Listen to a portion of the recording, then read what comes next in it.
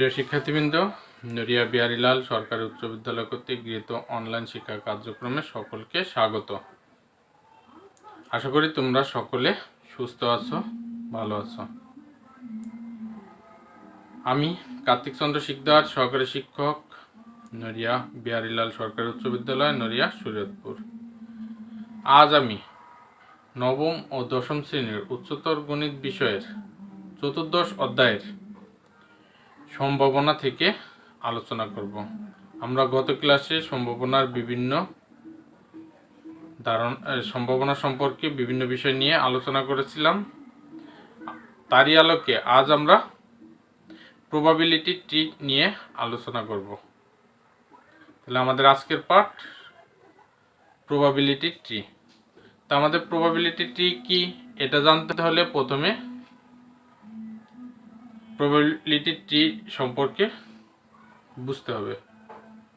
Probability ট্রিটা কি আমরা পূর্বে দেখেছি, কোনো পরীক্ষায় সম্ভাব্য ফলাফল নিয়ে যে ক্ষেত্র তৈরি হয় তাকে আমরা কি বলছি? নমুনা ক্ষেত্র।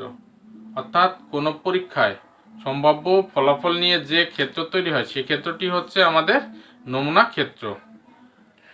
অনেক সময় দেখা যায় কি এই নমুনা ক্ষেত্রের আকার অনেক বড় হয়ে থাকে। তো নমুনা ক্ষেত্রের আকার যদি বেশ বড় হয়ে থাকে, এসব ক্ষেত্রে নমুনা বিন্দু গণনা এবং নমুনা ক্ষেত্র তৈরি করা আমাদের জন্য প্রচুর সময়ের প্রয়োজন হয়ে পড়ে। সময়ের সাথে সাথে আমাদের এইসব নমুনা বিন্দু গণনা এবং নমুনা ক্ষেত্র তৈরি করতে আমাদের ভুল হওয়ার সম্ভাবনা বেশি হয়ে থাকে। এই ভুল এড়ানোর জন্যই এসব ক্ষেত্রে নমুনা ক্ষেত্র তৈরির জন্য আমরা একটি ডায়াগ্রাম ব্যবহার করি বা চিত্র ব্যবহার করি। তা আমাদের এই নমুনা ক্ষেত্র তৈরির জন্য যে ডায়াগ্রাম আমরা ব্যবহার করি সেই ডায়াগ্রামকেই আসলে কি বলা হবে? Probability tree. আশা করি তোমরা প্রবাবিলিটি ট্রি সম্পর্কে বুঝতে পেরেছ। আমি আবারও বলছি, আমরা তো প্রথমে জানি যে কোনো পরীক্ষার সম্ভাব্য ফলাফল নিয়ে যে ক্ষেত্র তৈরি হয় তাকে আমরা কি বলি? নমুনা ক্ষেত্র। এই নমুনা ক্ষেত্র তৈরির জন্য আমরা যে ডায়াগ্রাম বা চিত্র ব্যবহার করি, এই ডায়াগ্রাম বা চিত্রটিকেই কি বলা হবে? Probability tree. আশা করি তোমরা প্রবাবিলিটি ট্রি সম্পর্কে বুঝতে পেরেছ। আমরা এখন একটি উদাহরণের সাহায্যে প্রবাবিলিটি ট্রিটি ব্যাখ্যা করি। ধরি দুইটি নিরপেক্ষ মুদ্রা একসাথে একবার নিক্ষেপ করা হলো। দুইটি নিরপেক্ষ মুদ্রা একসাথে একবার নিক্ষেপ করা হলো। এখন দুইটি মুদ্রা যদি একসাথে আমরা একবার নিক্ষেপ করি, এর প্রবাবিলিটি কিরূপ হতে পারে? আমরা আঁকি। এখানে মনে করলাম কি প্রথম মুদ্রার পিঠ, প্রথম মুদ্রার পার্ট লিখি আমরা। তো মুদ্রা নিক্ষেপে আমাদের কি আসতে পারে? মুদ্রা নিক্ষেপে আমরা দুইটি ফলাফল পেতে পারি। একটি পাবো আমরা কি? হেড, আর একটি পাবো আমরা টেল। তো হেডকে আমরা কি এইচ দ্বারা প্রকাশ করি, টেলকে টি দ্বারা প্রকাশ করি। তখন আমাদের প্রথম ক্ষেত্রে আসতে পারে এরূপ। এখানে আমরা কি দিতে পারি? এইচ। এই ক্ষেত্রে আমরা দিতে পারি কি? টি। এটা হলো আমাদের প্রথম মুদ্রার পার্ট। এরপর দ্বিতীয়বার যখন আমরা মুদ্রাটি নিক্ষেপ করব, দ্বিতীয় মুদ্রার পার্ট কি হবে? দ্বিতীয়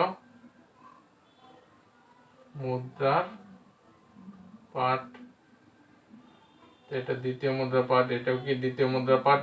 এখানে কত আসবে? এখানে এইচ দিতে পারি আমরা, এখানে টি দিতে পারি। আমাদের প্রথম ক্ষেত্রে যদি হেড উঠে, তখন আবার যখন দ্বিতীয় মুদ্রার ক্ষেত্রে আমাদের হেডও আসতে পারে, টেলও আসতে পারে। আমাদের প্রথম ক্ষেত্রে যদি হেড না এসে আমাদের টেল আসতো, তখন আবার মুদ্রা পার্টটা কি হেডও আসতে পারতো, টেলও আসতে পারতো। এক্ষেত্রে আমাদের নমুনা বিন্দু কি কি হবে? এক্ষেত্রে আমাদের নমুনা বিন্দুগুলো হবে, এক্ষেত্রে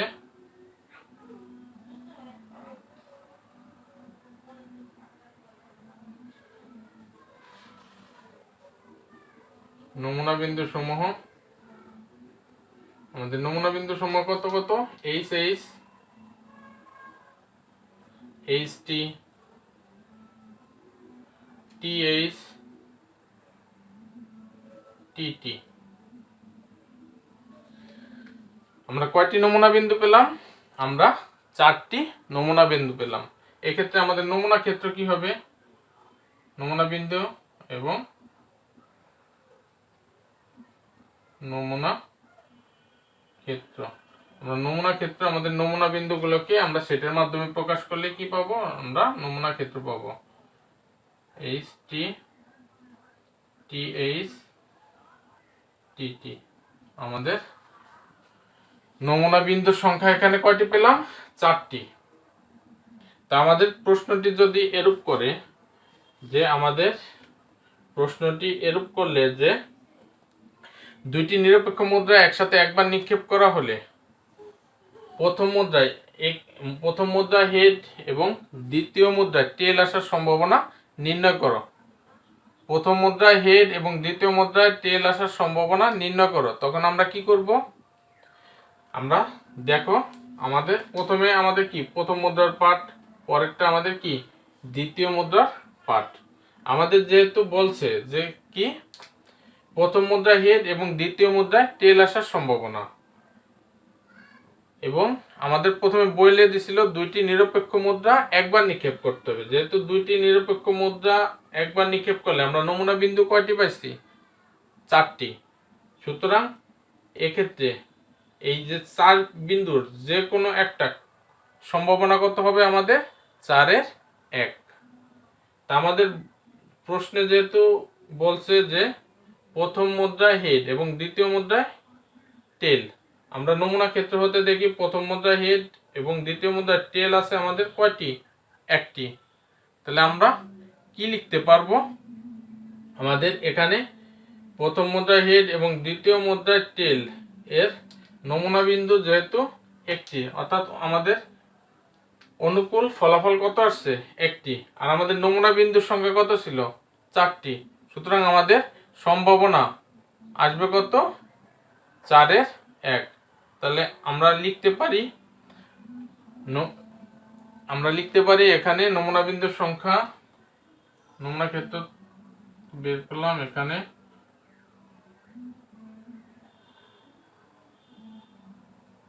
নমুনা বিন্দুর সংখ্যা, কত? 4। এরপর আমরা লিখব যে নমুনা বিন্দু হতে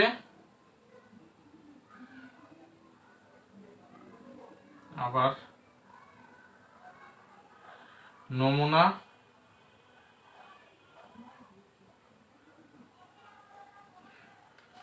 বিন্দু হতে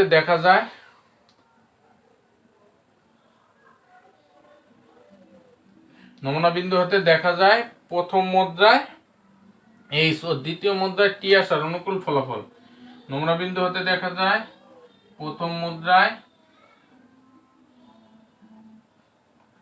এইচ ও দ্বিতীয়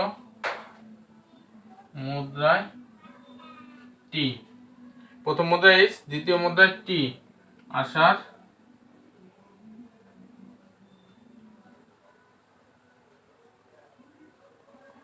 অনুকূল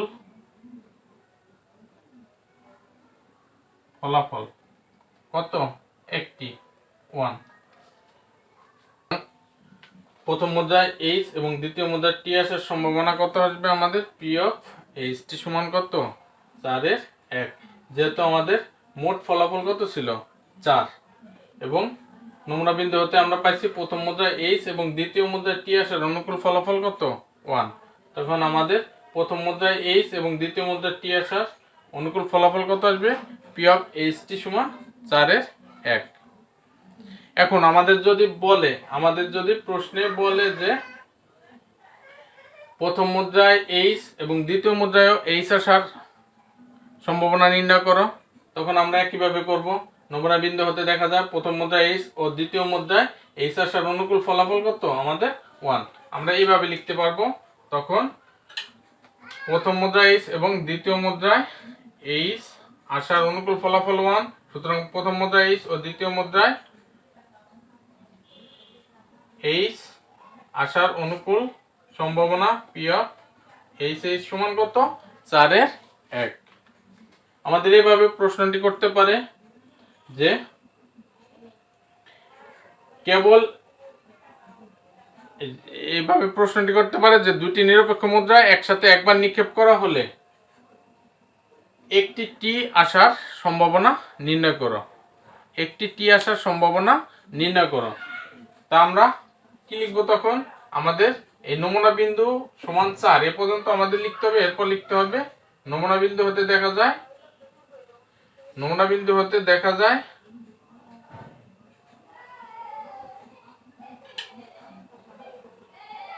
নমুনা বিন্দু হতে দেখা যায় একটি টি আসার, এখানে কি লিখবো আমরা? একটি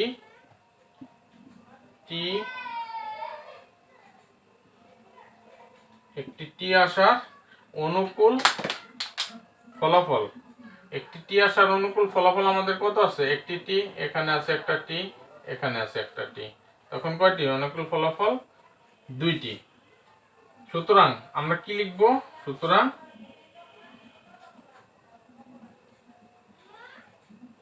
সুতরাং আমরা লিখতে পারি একটি টি আসার সম্ভাবনা, সুতরাং একটি টি আসার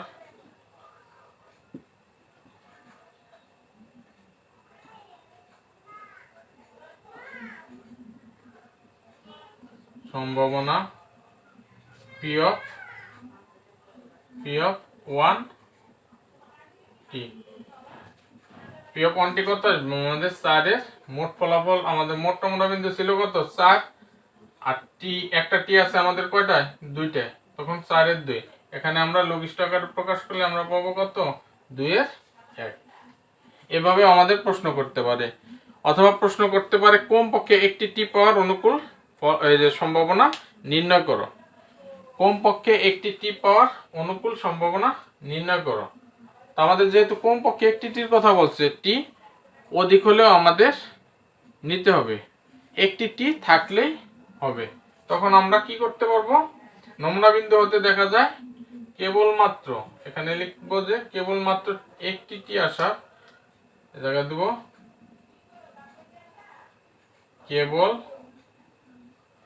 মাত্র একটি টি আসার অনুকূল ফলাফল। একটি টি আছে, কেবলমাত্র একটি টি আছে, এখানে একটা আছে, এখানে একটা আছে, এখানে 2টা আছে। আমাদের 2টা আসলেও তো সমস্যা নাই, একটি টি থাকলে হলো। আমাদের কমপক্ষে একটি টি আছে কয়টা বিন্দুতে? 3টি বিন্দুতে। তখন আমরা এখানে লিখবো অনুকূল ফলাফল কত? 3। এরপর লিখবো সুতরাং কেবল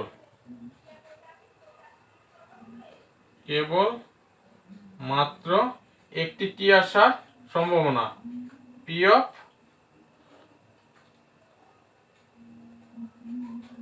এখানে লিখবো পি অফ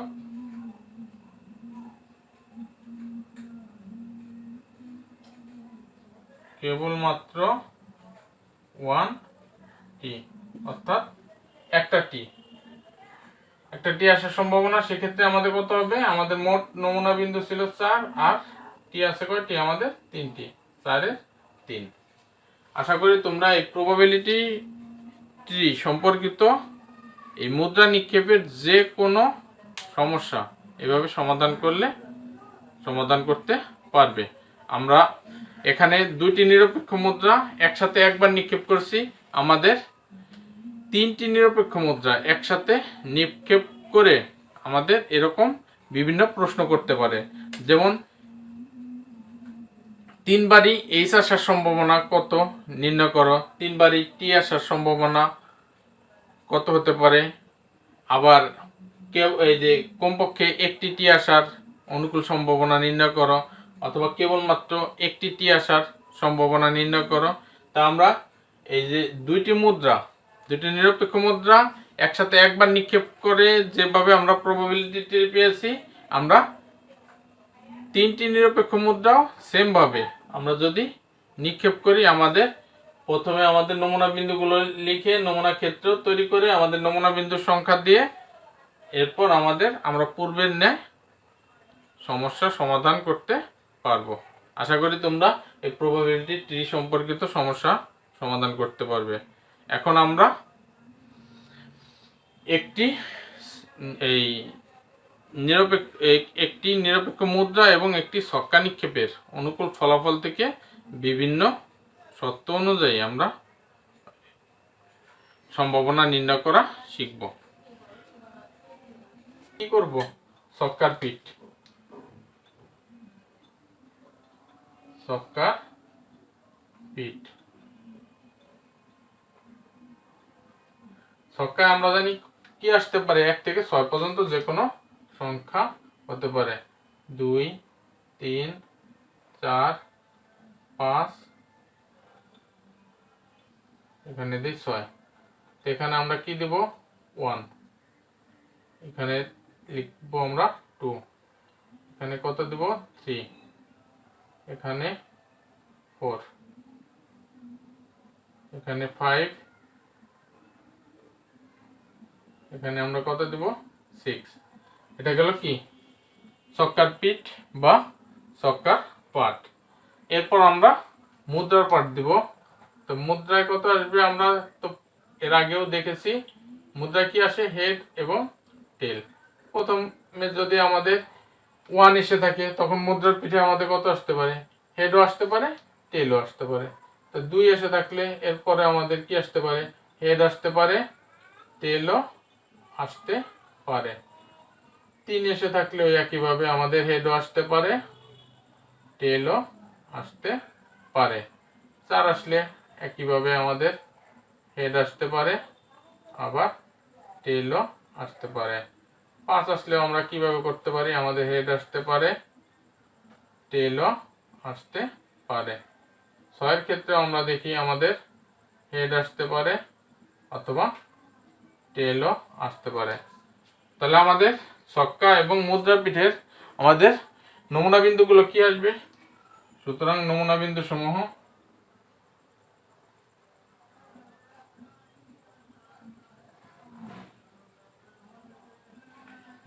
সমূহ আমাদের কত কত? দেখো, 1H 1T 1H 1T। এরপর আমরা কি দিব? 2H, এই যে 2H 2T। এরপর আমরা কি দিব? 3H 3T। 4H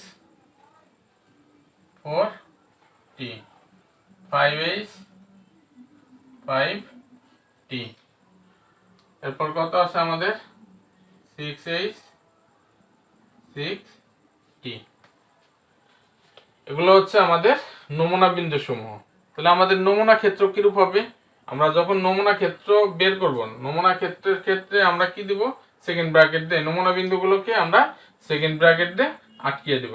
তখন আমরা কি লিখব? এগুলো তো আমরা নমুনা বিন্দু পেয়েছি, তখন আমরা লিখব যে নমুনা ক্ষেত্র সমূহ, নমুনা ক্ষেত্র সমূহ। আমাদের নমুনা ক্ষেত্র কিরূপ আসবে? এই যে সেকেন্ড ব্র্যাকেট দিয়ে আমরা নমুনা বিন্দুগুলো আটকিয়ে দিব। সেকেন্ড ব্র্যাকেট দিয়ে আমরা নমুনা বিন্দুগুলো আটকিয়ে দিলে আমরা কি পাবো? নমুনা ক্ষেত্র পাবো। তো আমাদের এখানে নমুনা বিন্দুর সংখ্যা কতটি ছিল? 1 2 3 4 5 6 7 8 9 10 11 12টি। আমাদের নমুনা বিন্দু কতটি? 12টি। এখন যদি আমাদের বলে যে প্রথম মুদ্রায় 5 এবং দ্বিতীয় মুদ্রায় এইচ আসার সম্ভাবনা কতটি? বা প্রথম মুদ্রায় 5, দ্বিতীয় মুদ্রায় এইচ আসার সম্ভাবনা নির্ণয় করো। তাহলে আমরা দেখতে পাই আমাদের এই নমুনা ক্ষেত্রের মধ্যে আমাদের প্রথম মুদ্রায় 5 আর দ্বিতীয় মুদ্রায় এইচ আসার সম্ভাবনা অনুকূল ফলাফল কতটি আছে? আমাদের প্রথম মুদ্রায় 5 এবং দ্বিতীয় মুদ্রায় এইচ আসার অনুকূল ফলাফল কয়টি আছে? আমাদের একটি। আমাদের মোট নমুনা বিন্দু যেহেতু 12, তখন আমাদের প্রথম মুদ্রায় 5 এবং দ্বিতীয় মুদ্রায় এইচ আসার সম্ভাবনা কত আসবে? পি অফ পিএইচ আমরা কি লিখতে পারবো? পি অফ ওই 5H, অর্থাৎ প্রথম মুদ্রায় 5 আর দ্বিতীয় মুদ্রায় হেড আসার সম্ভাবনা কত আসবে আমাদের 12 1। অর্থাৎ এখানে যে 12টি বিন্দু আছে 12টি বিন্দুর যে কোনোটি আমাদের সম্ভাবনা নির্ণয় করতে বললে তার এই যে সম্ভাবনা আসবে কয়টি 12 1টি। এই যে প্রথম মুদ্রায় 1, দ্বিতীয় মুদ্রায় এস আসার সম্ভাবনা কত আছে 12 1। প্রথম মুদ্রায় 1, দ্বিতীয় মুদ্রায় টি আসার সম্ভাবনা আমাদের 12 1। এভাবে আমাদের যদি সম্ভাবনা নির্ণয় করতে বলে অর্থাৎ প্রবাবিলিটি ট্রির মাধ্যমে আমাদের সম্ভাবনা নির্ণয় করতে বলে, আশা করি তোমরা সকলেই এই প্রবাবিলিটি ট্রি অঙ্কন করে সম্ভাবনা নির্ণয় করতে পারবে। তো প্রিয় শিক্ষার্থী, আজ এ পর্যন্তই। সকলে ভালো থেকো, সুস্থ থেকো। সকলকে ধন্যবাদ।